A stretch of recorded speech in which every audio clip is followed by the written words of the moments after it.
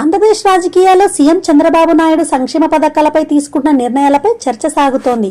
అభివృద్ధి వైపు దృష్టి పెట్టే నాయకుడిగా పేరున్న చంద్రబాబు ఇప్పుడు భారీ ఖర్చుతో కూడిన సంక్షేమ పథకాలను అమలు చేయడానికి ముందుకు రావడం గమనార్హం.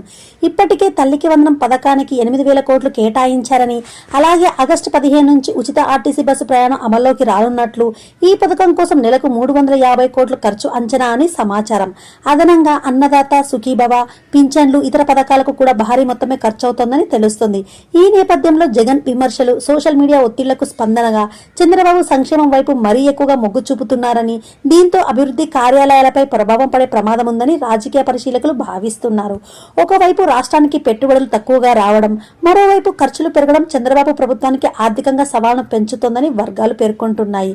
కాగా ఈ పరిస్థితుల్లో అభివృద్ధి, సంక్షేమం రెండింటినీ సమతూకంగా ఎలా నిర్వహిస్తారన్నదే ఇప్పుడు కీలక అంశంగా మారింది.